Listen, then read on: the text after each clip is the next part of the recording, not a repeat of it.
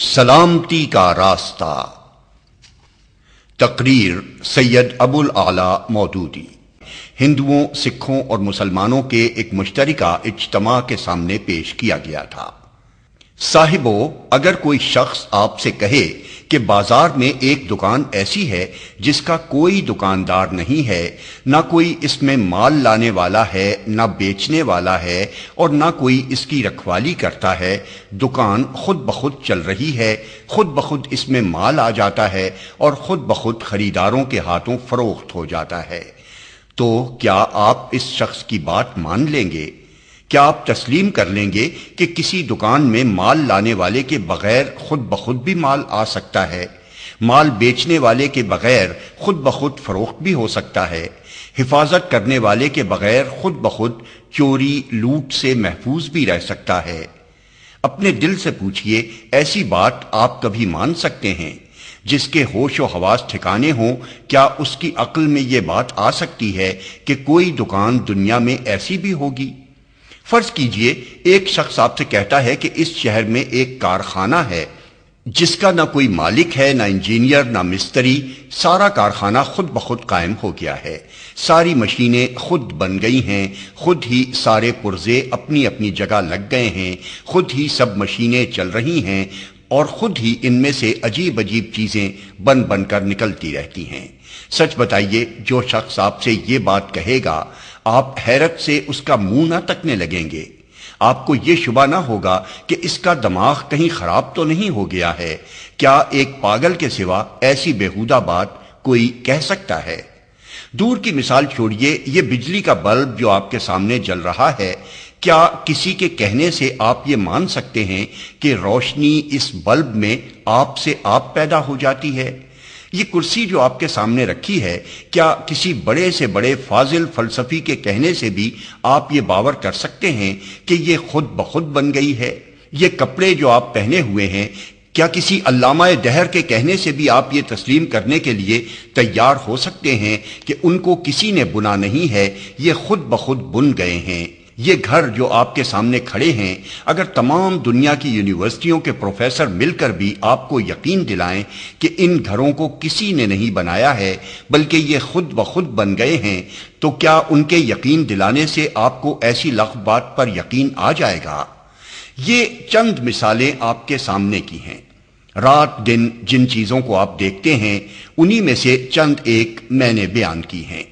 اب غور کیجئے، ایک معمولی دکان کے متعلق جب آپ کی عقل یہ نہیں مان سکتی کہ وہ کسی قائم کرنے والے کے بغیر چل رہی ہے، جب ایک ذرا سے کارخانے کے متعلق آپ یہ ماننے کے لیے تیار نہیں ہو سکتے کہ وہ کسی بنانے والے کے بغیر بن جائے گا اور کسی چلانے والے کے بغیر چلتا رہے گا، تو یہ زمین اور آسمان کا زبردست کارخانہ جو آپ کے سامنے چل رہا ہے، جس میں چاند اور سورج اور بڑے بڑے ستارے گھڑی کے پرزوں کی طرح حرکت کر رہے ہیں، جس میں سمندروں سے بھاپیں اٹھتی ہیں، بھاپوں سے بادل بنتے ہیں، بادلوں کو ہوائیں اڑا کر زمین کے کونے کونے میں پھیلاتی ہیں، پھر ان کو مناسب وقت پر ٹھنڈک پہنچا کر دوبارہ بھاپ سے پانی بنایا جاتا ہے، پھر وہ پانی بارش کے قطروں کی صورت میں زمین پر گرایا جاتا ہے، پھر اس بارش کی بدولت مردہ زمین کے پیٹ سے طرح طرح کے لہلہاتے ہوئے درخت نکالے جاتے ہیں، قسم قسم کے غلے، رنگ برنگ کے پھل اور وضع وضع کے پھول پیدا کیے جاتے ہیں۔ اس کارخانے کے متعلق آپ یہ کیسے مان سکتے ہیں کہ یہ سب کچھ کسی بنانے والے کے بغیر خود بخود چل رہا ہے؟ ایک ذرا سی کرسی، ایک گز بھر کپڑے، ایک چھوٹی سی دیوار کے متعلق کوئی کہہ دے کہ یہ چیزیں خود بنی ہیں، تو آپ فوراً فیصلہ کر دیں گے کہ اس کا دماغ چل گیا ہے۔ پھر بھلا اس شخص کے دماغ کی خرابی میں کیا شک ہو سکتا ہے جو کہتا ہے کہ زمین خود بن گئی، جانور خود پیدا ہو گئے، انسان جیسی حیرت انگیز چیز آپ سے آپ بن کر کھڑی ہو گئی۔ آدمی کا جسم جن اجزاء سے مل کر بنا ہے، ان سب کو سائنسدانوں نے الگ الگ کر کے دیکھا تو معلوم ہوا کہ کچھ کوئلہ، کچھ گندک، کچھ فاسفورس، کچھ کیلشیم، کچھ نمک، چند گیسیں اور بس ایسی ہی چند اور چیزیں جن کی مجموعی قیمت چند روپوں سے زیادہ نہیں ہے۔ یہ چیزیں جتنے جتنے وزن کے ساتھ آدمی کے جسم میں شامل ہیں، اتنے ہی وزن کے ساتھ انہیں لے لیجئے۔ جن کی مجموعی قیمت چند روپوں سے زیادہ نہیں ہے۔ یہ چیزیں جتنے جتنے وزن کے ساتھ آدمی کے جسم میں شامل ہیں اتنے ہی وزن کے ساتھ انہیں لے لیجئے اور جس طرح جی چاہے ملا کر دیکھ لیجئے، آدمی کسی ترکیب سے نہ بن سکے گا۔ پھر کس طرح آپ کی عقل یہ مان سکتی ہے کہ ان چند بے جان چیزوں سے دیکھتا، سنتا، بولتا، چلتا پھرتا انسان جو ہوائی جہاز اور ریڈیو بناتا ہے، کسی کاریگر کی حکمت کے بغیر خود بخود بن جاتا ہے؟ کبھی آپ نے غور کیا کہ ماں کے پیٹ کی چھوٹی سی فیکٹری میں کس طرح آدمی تیار ہوتا ہے؟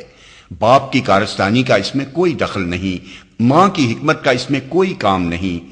ایک ذرا سی تھیلی میں دو کیڑے جو خوردبین کے بغیر دیکھنے میں نہیں آ سکتے، نہ معلوم کب آپس میں مل جاتے ہیں، ماں کے خون ہی سے ان کو غذا پہنچنی شروع ہو جاتی ہے، وہیں سے لوہا، گندک، فاسفورس وغیرہ تمام چیزیں جن کا میں نے اوپر ذکر کیا ہے ایک خاص وزن اور خاص نسبت کے ساتھ وہاں جمع ہو کر لوتھڑا بنتی ہیں۔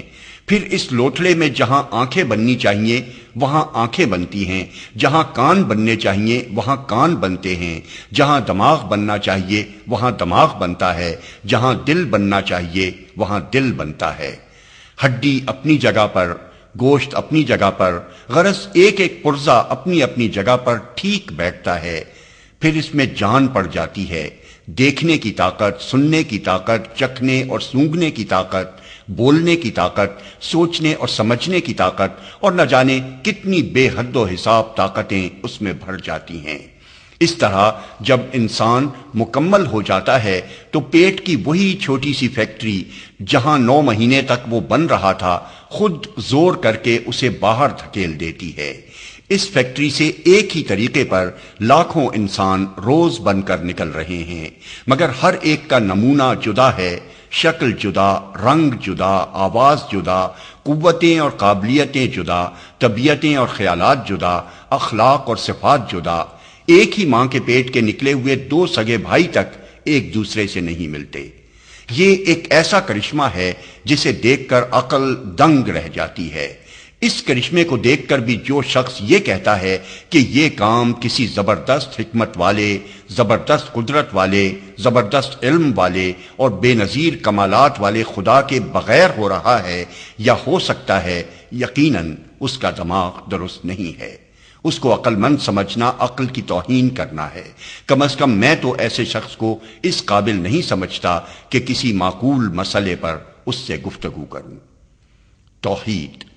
اچھا، اب ذرا اور آگے چلیے۔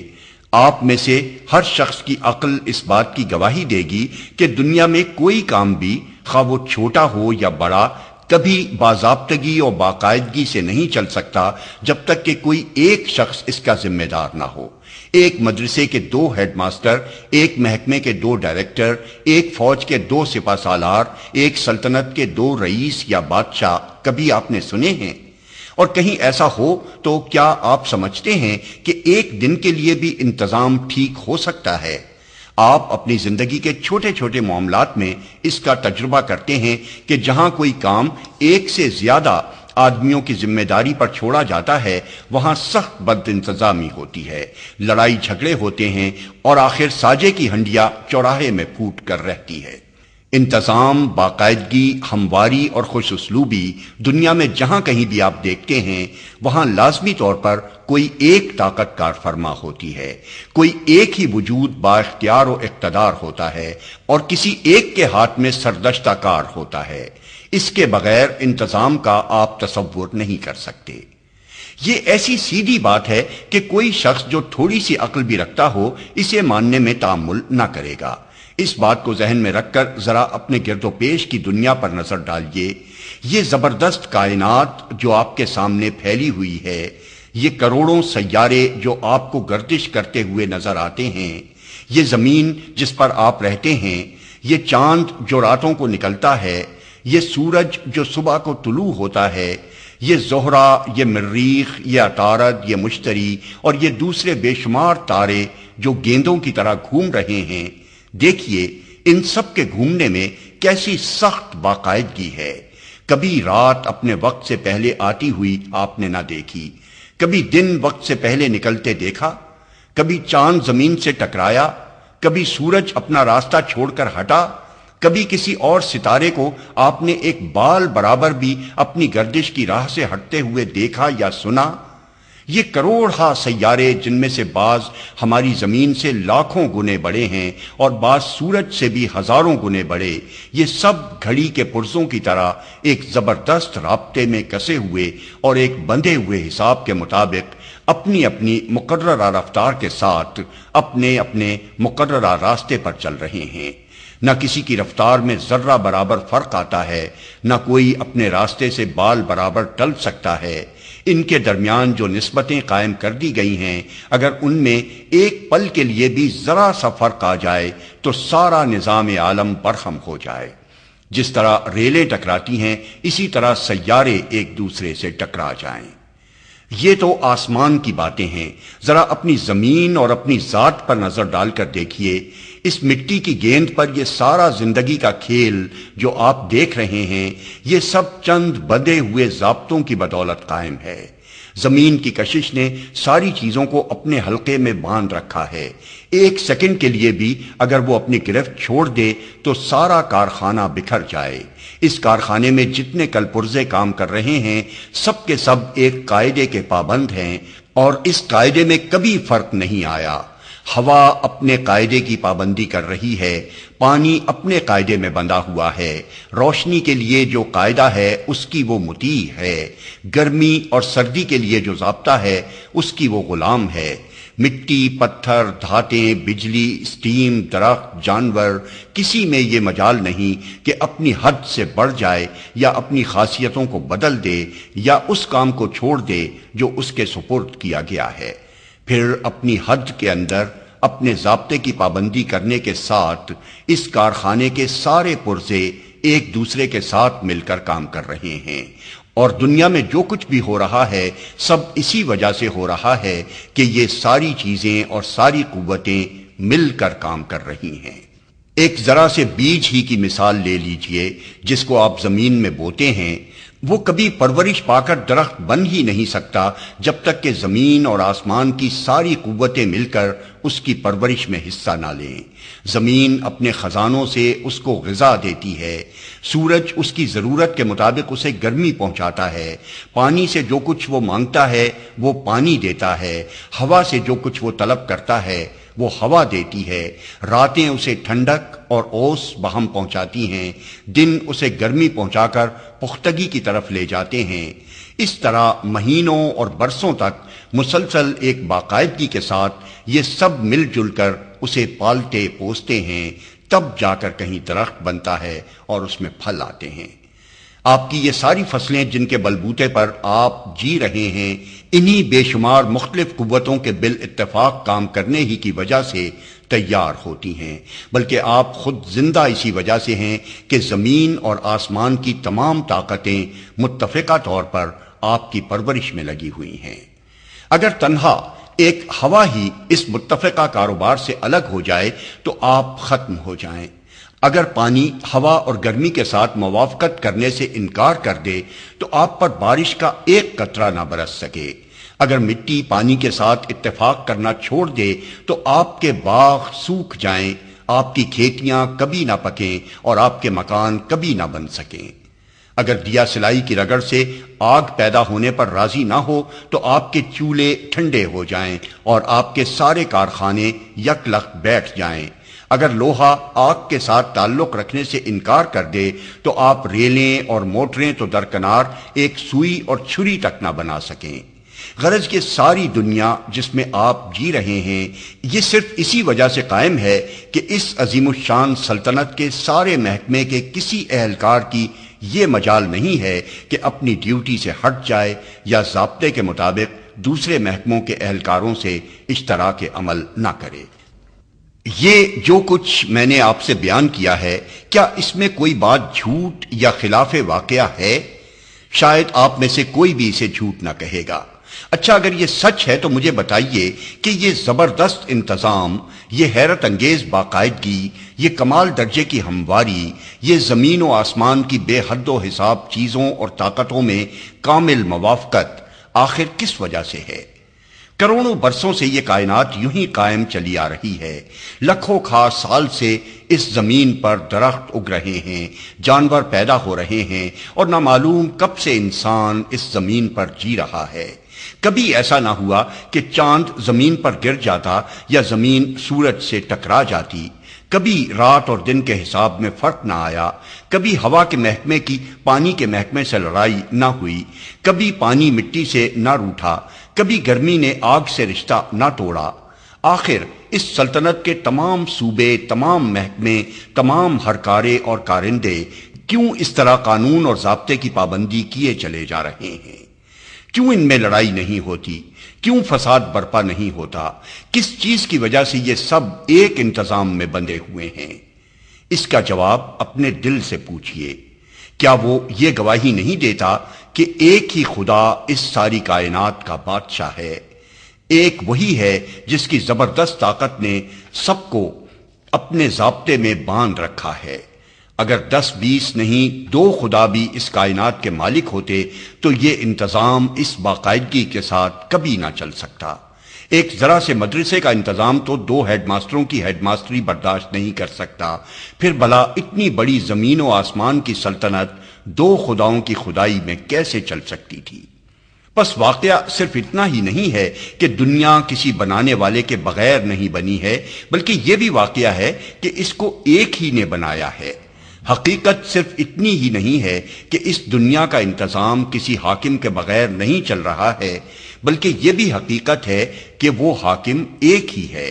انتظام کی باقاعدگی صاف کہہ رہی ہے کہ یہاں ایک کے سوا کسی کے ہاتھ میں حکومت کے اختیارات نہیں ہیں۔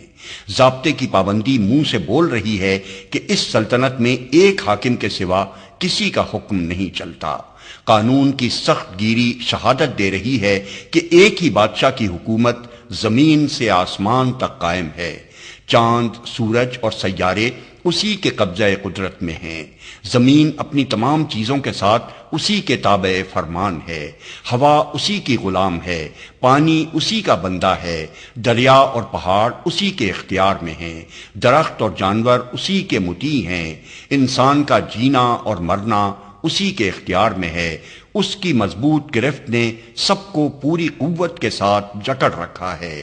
کوئی اتنا زور نہیں رکھتا کہ اس کی حکومت میں اپنا حکم چلا سکے۔ در حقیقت اس مکمل تنظیم میں ایک سے زیادہ حاکموں کی گنجائش ہی نہیں ہے۔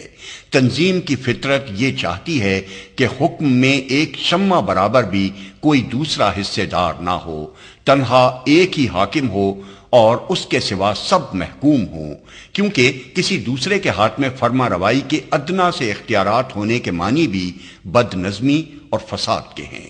حکم چلانے کے لیے صرف طاقت ہی درکار نہیں ہے، علم بھی درکار ہے۔ اتنی وسیع نظر درکار ہے کہ تمام کائنات کو بیک وقت دیکھ سکے اور اس کی مصلحتوں کو سمجھ کر احکام جاری کر سکے۔ اگر خداوند عالم کے سوا کچھ چھوٹے چھوٹے خدا ایسے ہوتے جو نگاہ جہاں بھی تو نہ رکھتے، لیکن انہیں دنیا کے کسی حصے یا کسی معاملے میں اپنا حکم چلانے کا اختیار حاصل ہوتا تو یہ زمین و آسمان کا سارا کارخانہ درہم برہم ہو کر رہ جاتا۔ ایک معمولی مشین کے متعلق بھی آپ جانتے ہیں کہ اگر کسی ایسے شخص کو اس میں دخل اندازی کا اختیار دے دیا جائے جو اس سے پوری طرح واقف نہ ہو تو وہ اسے بگاڑ کر رکھ دے گا۔ لہٰذا عقل یہ فیصلہ کرتی ہے اور زمین و آسمان کے نظام سلطنت کا انتہائی باضابطگی کے ساتھ چلنا اس کی گواہی دیتا ہے کہ اس سلطنت کے اختیارات شاہی میں ایک خدا کے سوا کسی کا ذرہ برابر حصہ نہیں ہے۔ یہ صرف ایک واقعہ ہی نہیں ہے، حق یہ ہے کہ خدا کی خدائی میں خود خدا کے سوا کسی کا حکم چلنے کی کوئی وجہ بھی نہیں ہے۔ جن کو اس نے اپنے دست قدرت سے بنایا ہے، جو اس کی مخلوق ہیں، جن کی ہستی اس کی عنایت سے قائم ہے، جو اس سے بے نیاز ہو کر خود اپنے بلبوتے پر ایک لمحے کے لیے بھی موجود نہیں رہ سکتے، ان میں سے کسی کی یہ حیثیت کب ہو سکتی ہے کہ خدائی میں اس کا حصے دار بن جائے؟ کیا کسی نوکر کو آپ نے ملکیت میں آقا کا شریک ہوتے ہوئے دیکھا ہے؟ کیا آپ کی عقل میں یہ بات آتی ہے کہ کوئی مالک اپنے غلام کو اپنا ساجی بنا لے؟ کیا خود آپ میں سے کوئی شخص اپنے ملازموں میں سے کسی کو اپنی جائیداد میں یا اپنے اختیارات میں حصے دار بناتا ہے؟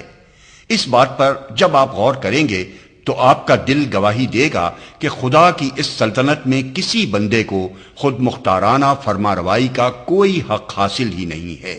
ایسا ہونا نہ صرف واقعے کے خلاف ہے، نہ صرف عقل اور فطرت کے خلاف ہے، بلکہ حق کے بھی خلاف ہے۔ صاحبو، یہ بنیادی حقیقتیں ہیں جن پر اس دنیا کا پورا نظام چل رہا ہے۔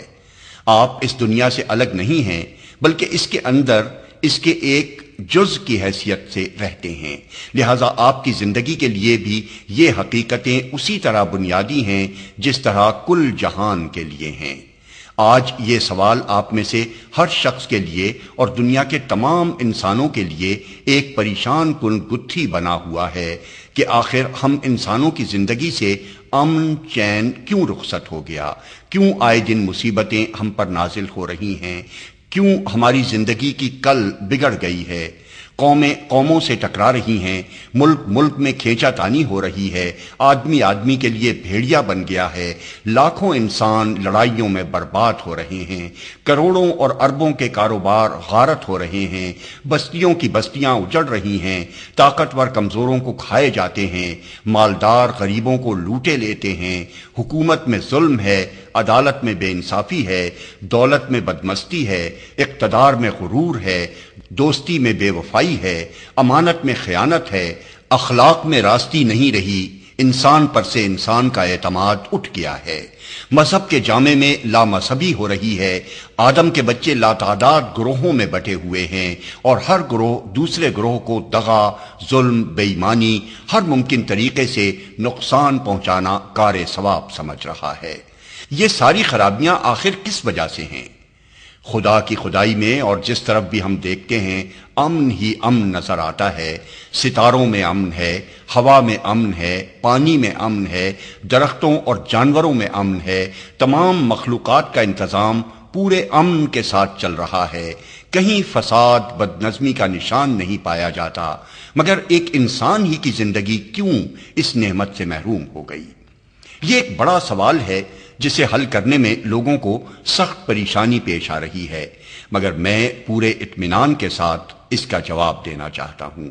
میرے پاس اس کا مختصر جواب یہ ہے کہ آدمی نے اپنی زندگی کو حقیقت اور واقع کے خلاف بنا رکھا ہے، اس لیے وہ تکلیف اٹھا رہا ہے، اور جب تک وہ پھر اسے حقیقت کے مطابق نہ بنائے گا کبھی چین نہ پا سکے گا۔ آپ چلتی ہوئی ریل کے دروازے کو اپنے گھر کا دروازہ سمجھ بیٹھیں اور اسے کھول کر بے تکلف اس طرح باہر نکل آئیں جیسے اپنے مکان کے صحن میں قدم رکھ رہے ہیں، تو آپ کی اس غلط فہمی سے نہ ریل کا دروازہ گھر کا دروازہ بن جائے گا، نہ وہ میدان جہاں آپ گریں گے گھر کا صحن ثابت ہوگا۔ آپ کے اپنی جگہ کچھ سمجھ بیٹھنے سے حقیقت ذرا بھی نہ بدلے گی۔ تیز دوڑتی ہوئی ریل کے دروازے سے جب آپ باہر تشریف لائیں گے تو اس کا جو نتیجہ ظاہر ہونا ہے وہ ظاہر ہو کر ہی رہے گا، خواہ ٹانگ اور سر پھٹنے کے بعد بھی آپ یہ تسلیم نہ کریں کہ آپ نے جو کچھ سمجھا تھا غلط سمجھا تھا۔ بالکل اسی طرح اگر آپ یہ سمجھ بیٹھیں کہ اس دنیا کا کوئی خدا نہیں ہے، یا آپ خود اپنے خدا بن بیٹھیں یا خدا کے سوا کسی اور کی خدائی مان لیں، تو آپ کے ایسا سمجھنے یا مان لینے سے حقیقت ہرگز نہ بدلے گی۔ خدا خدا ہی رہے گا، اس کی زبردست سلطنت جس میں آپ محض رعیت کی حیثیت سے رہتے ہیں پورے اختیارات کے ساتھ اسی کے قبضے میں رہے گی۔ البتہ آپ اپنی غلط فہمی کی وجہ سے جو طرز زندگی اختیار کریں گے اس کا نہایت برا خمیازہ آپ کو بھگتنا پڑے گا، خواہ آپ تکلیفیں اٹھانے کے بعد بھی اپنی اس غلط زندگی کو بجائے خود صحیح ہی سمجھتے رہیں۔ پہلے میں جو کچھ بیان کر چکا ہوں اسے ذرا اپنی یاد میں پھر تازہ کر لیجئے۔ خداوند عالم کسی کے بنائے سے خداوند عالم نہیں بنا ہے، وہ اس کا محتاج نہیں ہے کہ آپ اس کی خدائی مانیں تو وہ خدا ہو۔ آپ خواہ مانیں یا نہ مانیں وہ تو خود خدا ہے، اس کی خدائی خود اپنے زور پر قائم ہے، اس نے آپ کو اور اس دنیا کو خود بنایا ہے۔ یہ زمین، یہ چاند اور سورج اور یہ ساری کائنات اسی کے حکم کی تابع ہے۔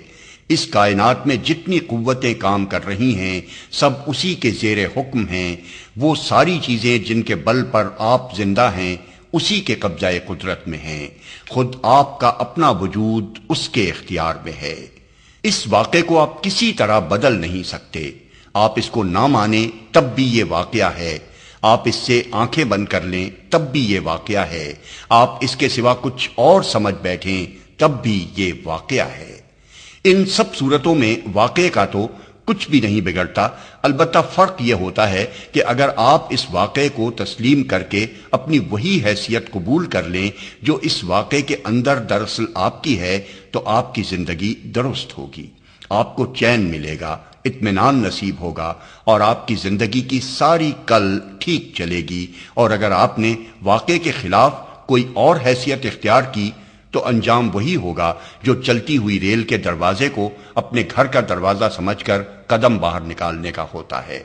چوٹ آپ خود کھائیں گے، ٹانگ آپ کی ٹوٹے گی، سر آپ کا پھٹے گا، تکلیف آپ کو پہنچے گی، واقعہ جیسا تھا ویسا ہی رہے گا۔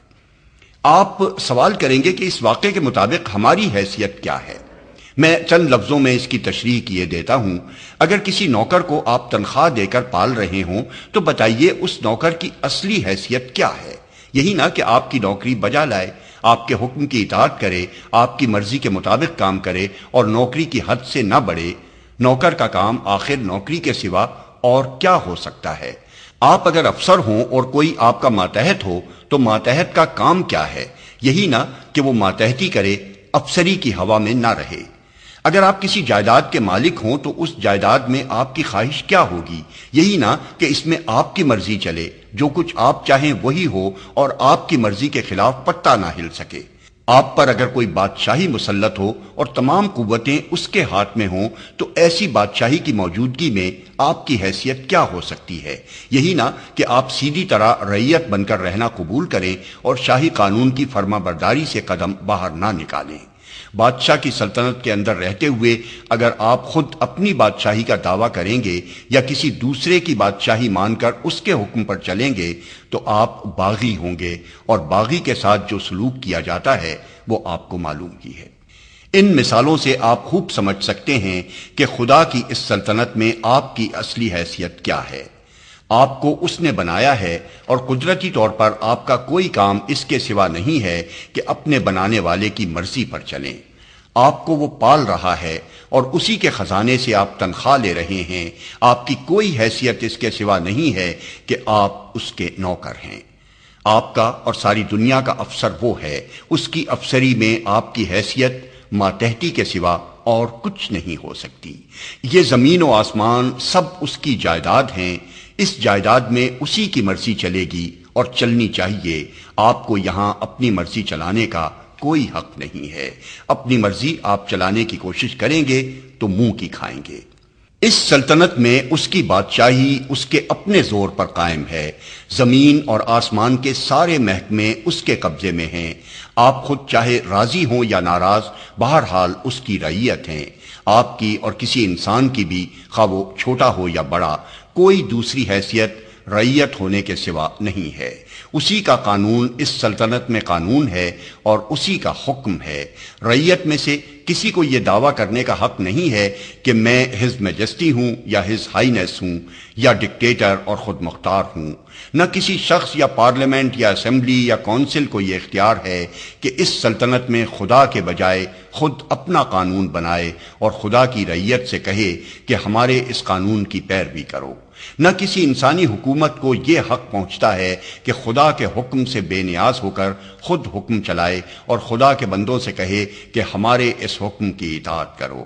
نہ کسی انسان یا انسانوں کے کسی گروہ کے لیے یہ جائز ہے کہ اصلی بادشاہ کی رعیت بننے کی بجائے بادشاہی کے جھوٹے مدعیوں میں سے کسی کی رعیت بننا قبول کرے۔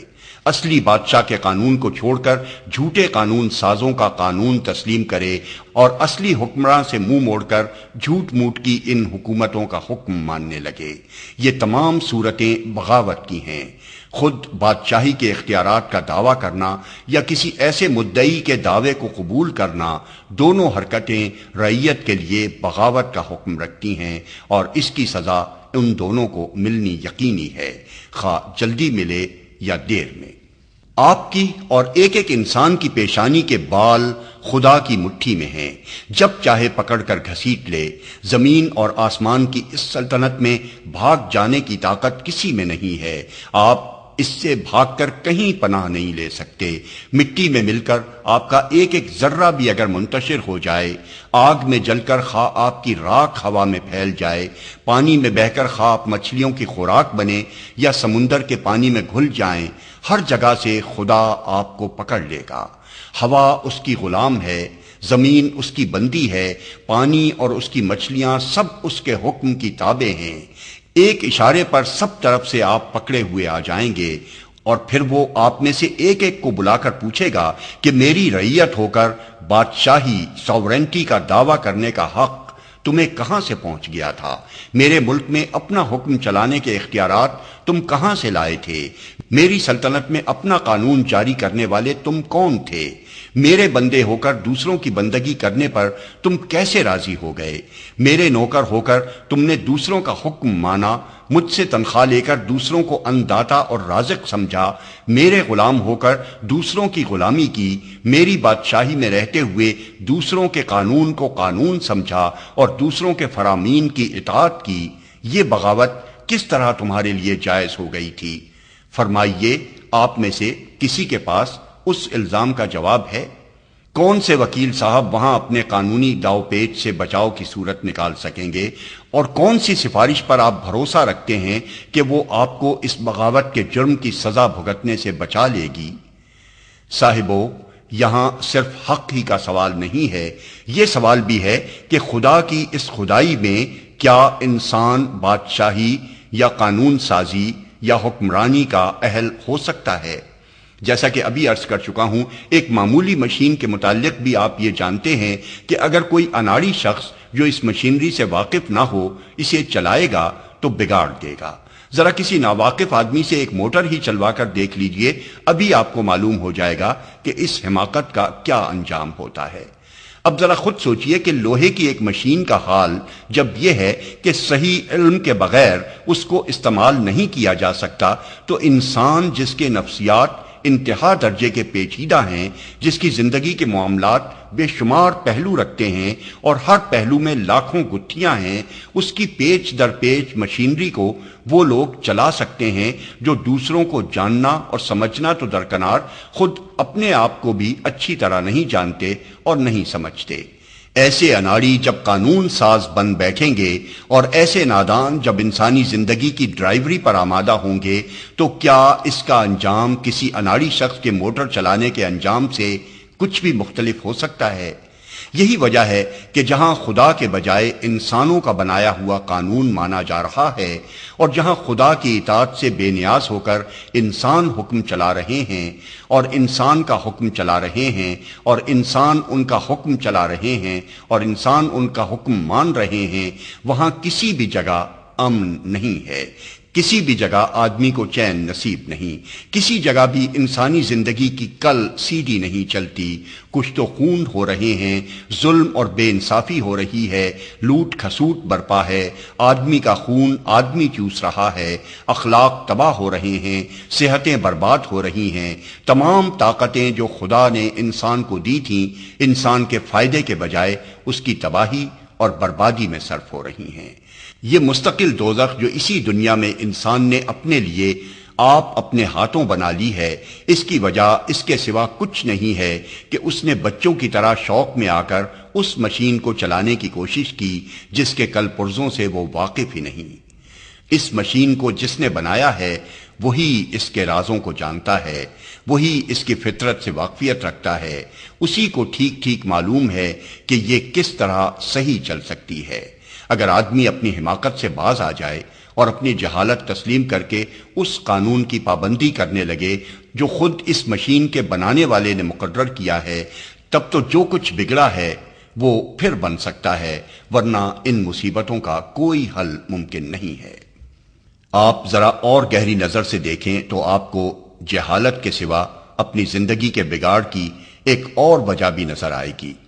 ذرا سی عقل یہ بات سمجھنے کے لیے کافی ہے کہ انسان کسی ایک شخص یا ایک خاندان یا ایک قوم کا نام نہیں ہے، تمام دنیا کے انسان بہرحال انسان ہیں، تمام انسانوں کو جینے کا حق ہے، سب اس کے حقدار ہیں کہ ان کی ضرورتیں پوری ہوں، سب امن کے، انصاف کے، عزت اور شرافت کے مستحق ہیں۔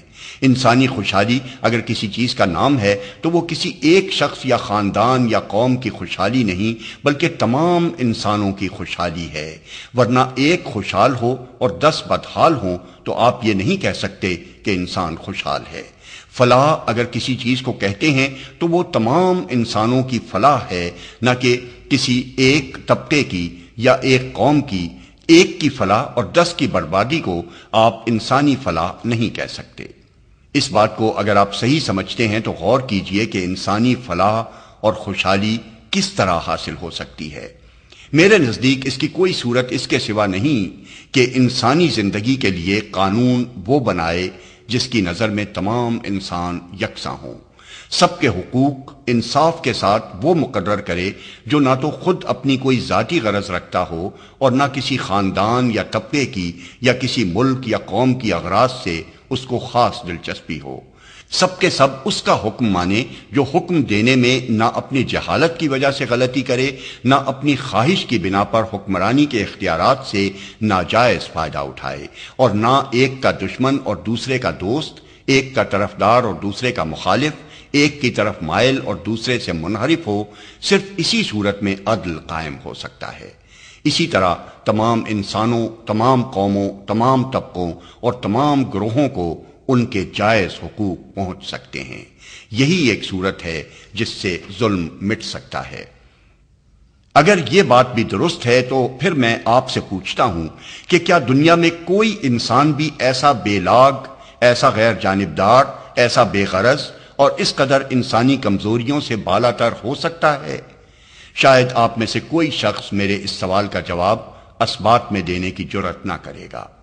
یہ شان صرف خدا ہی کی ہے، کوئی دوسرا اس شان کا نہیں ہے۔ انسان خواہ کتنے ہی بڑے دل گردے کا ہو، بہرحال وہ اپنی کچھ ذاتی اغراض رکھتا ہے، کچھ دلچسپیاں رکھتا ہے، کسی سے اس کا تعلق زیادہ ہے اور کسی سے کم، کسی سے اس کو محبت ہے اور کسی سے نہیں ہے۔ ان کمزوریوں سے کوئی انسان پاک نہیں ہو سکتا۔ یہی وجہ ہے کہ جہاں خدا کے بجائے انسانوں کا قانون مانا جاتا ہے اور خدا کے بجائے انسانوں کے حکم کی اطاعت کی جاتی ہے، وہاں کسی نہ کسی صورت میں ظلم اور بے انصافی ضرور موجود ہے۔ ان شاہی خاندانوں کو دیکھیے جو زبردستی اپنی طاقت کے بل بوتے پر امتیازی حیثیت حاصل کیے ہوئے ہیں۔ انہوں نے اپنے لیے وہ عزت، وہ ٹھاٹھ، وہ آمدنی، وہ حقوق اور وہ اختیارات مخصوص کر رکھے ہیں جو دوسروں کے لیے نہیں ہیں۔ یہ قانون سے بالا تر ہیں، ان کے خلاف کوئی دعویٰ نہیں کیا جا سکتا۔ یہ چاہے کچھ کریں، ان کے مقابلے میں کوئی چارہ جوئی نہیں کی جا سکتی، کوئی عدالت ان کے نام سمن نہیں بھیج سکتی۔ دنیا دیکھتی ہے کہ یہ غلطیاں کرتے ہیں، مگر کہا یہ جاتا ہے اور ماننے والے مان بھی لیتے ہیں کہ بادشاہ غلطی سے پاک ہے۔ دنیا دیکھتی ہے کہ یہ معمولی انسان ہیں جیسے اور سب انسان ہوتے ہیں، مگر یہ خدا بن کر سب سے اونچے بیٹھتے ہیں، اور لوگ ان کے سامنے یوں ہاتھ باندھے، سر جھکائے، ڈرے سہمے کھڑے ہوئے ہیں، گویا ان کا رزق، ان کی زندگی، ان کی موت سب ان کے ہاتھ میں ہے۔ یہ رعایا کا پیسہ اچھے اور برے ہر طریقے سے گھسیٹتے ہیں اور اسے اپنے محلوں پر، اپنی سواریوں پر، اپنے عیش و آرام اور اپنی تفریحوں پر بے دریغ لٹاتے ہیں۔ ان کے کتوں کو وہ روٹی ملتی ہے جو کما کر دینے والی رعایا کو نصیب نہیں ہوتی۔ کیا یہ انصاف ہے؟ کیا یہ طریقہ کسی عادل کا مقرر کیا ہوا ہو سکتا ہے جس کی نگاہ میں سب انسانوں کے حقوق اور مفاد یکساں ہو؟ کیا یہ لوگ انسانوں کے لیے کوئی منصفانہ قانون بنا سکتے ہیں؟ ان برہمنوں اور پیروں کو دیکھیے، ان نوابوں اور رئیسوں کو دیکھیے، ان جاگیرداروں اور زمینداروں کو دیکھیے، ان ساہوکاروں اور مہاجنوں کو دیکھیے۔ یہ سب طبقے اپنے آپ کو عام انسانوں سے بالا تر سمجھتے ہیں۔ ان کے زور و اثر سے جتنے قوانین دنیا میں بنے ہیں وہ انہیں ایسے حقوق دیتے ہیں جو عام انسانوں کو نہیں دیے گئے۔ یہ پاک ہیں اور دوسرے ناپاک، یہ شریف ہیں اور دوسرے کمین، یہ اونچے ہیں اور دوسرے نیچے، یہ لوٹنے کے لیے ہیں اور دوسرے لٹنے کے لیے۔ ان کے نفس کی خواہشوں پر لوگوں کی جان، مال، عزت، آبرو، ہر ایک چیز قربان کر دی جاتی ہے۔ کیا یہ ضابطے کسی منصف کے بنائے ہوئے ہو سکتے ہیں؟ کیا ان میں صریح طور پر خود غرضی اور جانبداری نظر نہیں آتی؟ کیا اس سوسائٹی میں منصفانہ قانون بن سکتے ہیں جس پر یہ لوگ چھائے ہوئے ہیں؟ ان حاکم قوموں کو دیکھیے جو اپنی طاقت کے بل پر دوسری قوموں کو غلام بنائے ہوئے ہیں۔ ان کا کون سا قانون اور کون سا ضابطہ ایسا ہے جس میں خود غرضی شامل نہیں ہے؟ یہ اپنے آپ کو انسان اعلیٰ کہتے ہیں، بلکہ در حقیقت صرف اپنے ہی کو انسان سمجھتے ہیں۔ ان کے نزدیک کمزور قوموں کے لوگ یا تو انسان ہی نہیں ہیں، یا اگر ہیں تو ادنا درجے کے ہیں۔ یہ ہر حیثیت سے اپنے آپ کو دوسروں سے اونچا ہی رکھتے ہیں اور اپنی اغراض پر دوسروں کے مفاد کو قربان کرنا اپنا حق سمجھتے ہیں۔ ان کے زور و اثر سے جتنے قوانین اور ضوابط دنیا میں بنے ہیں، ان سب میں یہ رنگ موجود ہے۔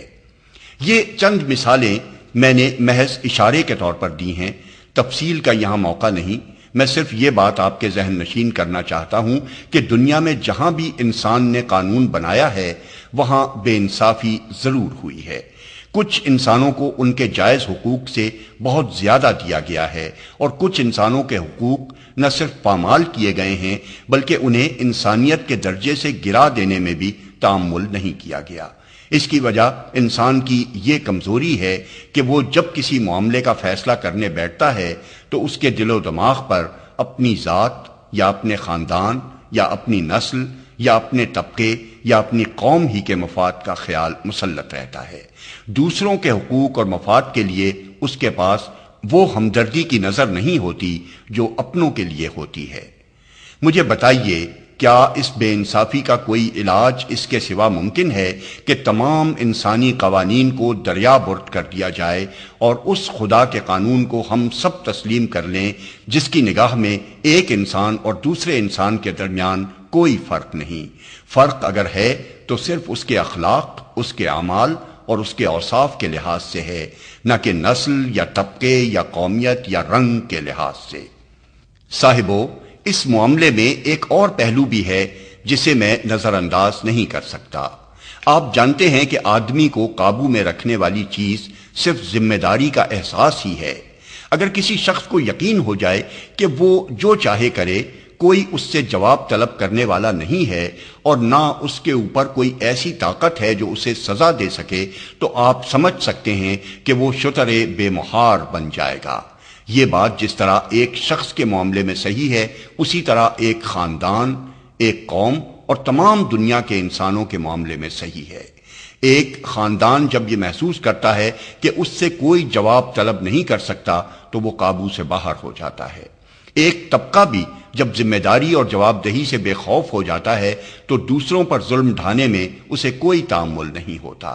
ایک قوم یا ایک سلطنت بھی جب اپنے آپ کو اتنا طاقتور پاتی ہے کہ اپنی زیادتی کے کسی برے نتیجے کا خوف اسے نہیں ہوتا تو وہ جنگل کے بھیڑیے کی طرح کمزور بکریوں کو پھاڑنا شروع کر دیتی ہے۔ دنیا میں جتنی بدامنی پائی جاتی ہے اس کی ایک بڑی وجہ یہی ہے۔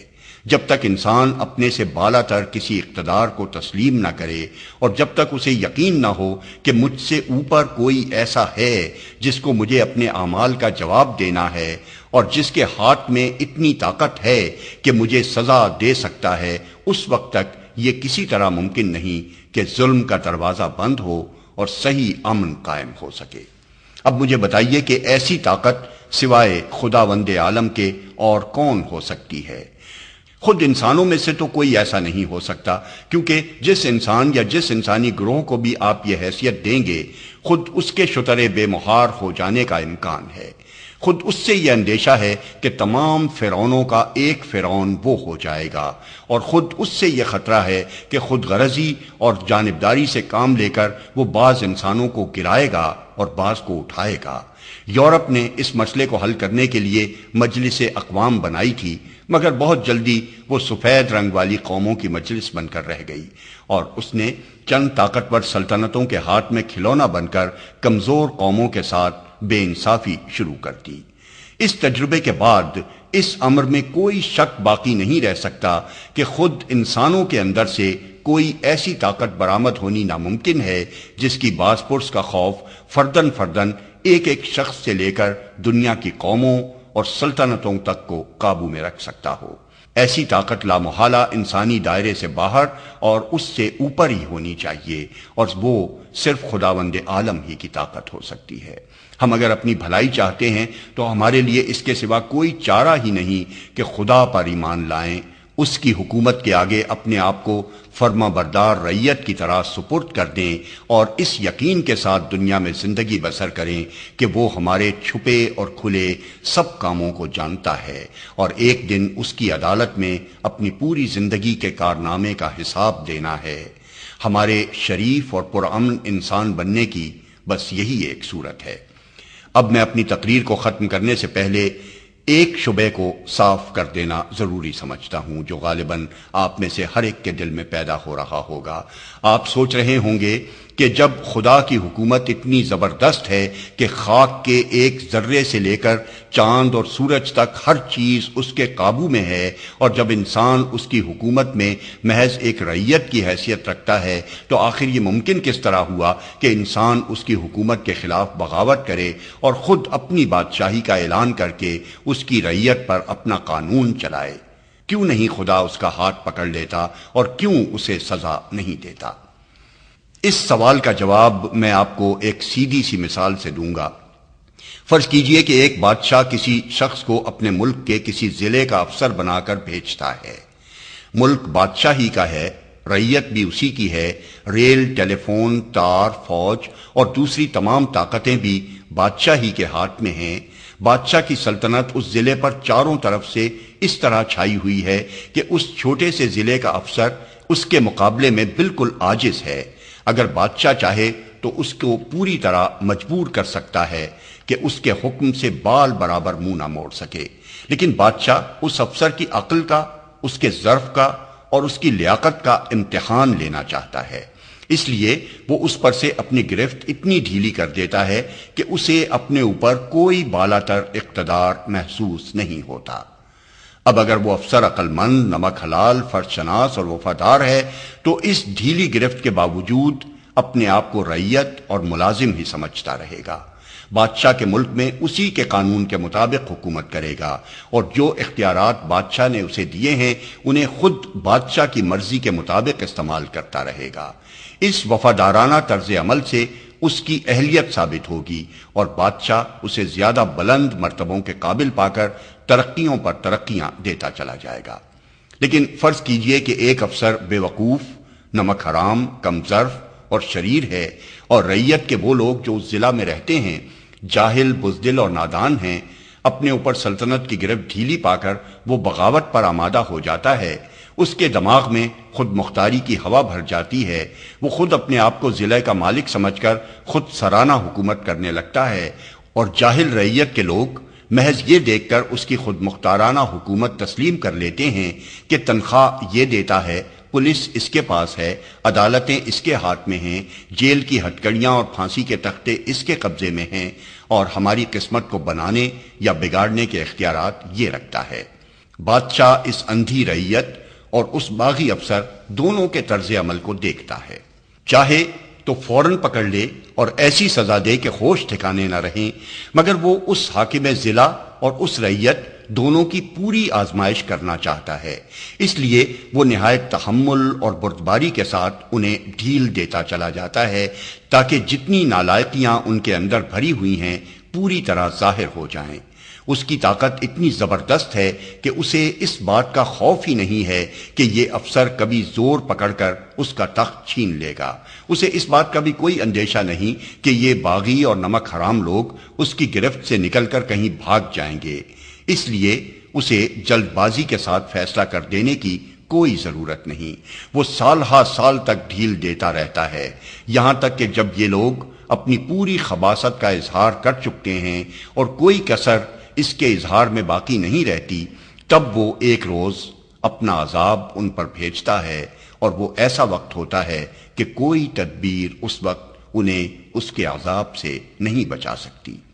صاحبو، میں اور آپ اور خدا کے بنائے ہوئے یہ افسر سب کے سب اسی آزمائش میں مبتلا ہیں۔ ہماری عقل کا، ہمارے ظرف کا، ہماری فرض شناسی کا، ہماری وفاداری کا سخت امتحان ہو رہا ہے۔ اب ہم میں سے ہر شخص کو خود فیصلہ کرنا چاہیے کہ وہ اپنے اصلی بادشاہ کا نمک حلال افسر یا رعیت بننا پسند کرتا ہے یا نمک حرام۔ میں نے اپنی جگہ نمک حلالی کا فیصلہ کیا ہے، اور میں ہر اس شخص سے باغی ہوں جو خدا سے باغی ہے۔ آپ اپنے فیصلے میں مختار ہیں، چاہے یہ راستہ اختیار کریں یا وہ۔ ایک طرف وہ نقصانات اور وہ فائدے ہیں جو خدا کے یہ باغی ملازم پہنچا سکتے ہیں، اور دوسری طرف وہ نقصانات اور وہ فائدے ہیں جو خود خدا پہنچا سکتا ہے۔ دونوں میں سے آپ جس کو انتخاب کرنا چاہیں کر سکتے ہیں۔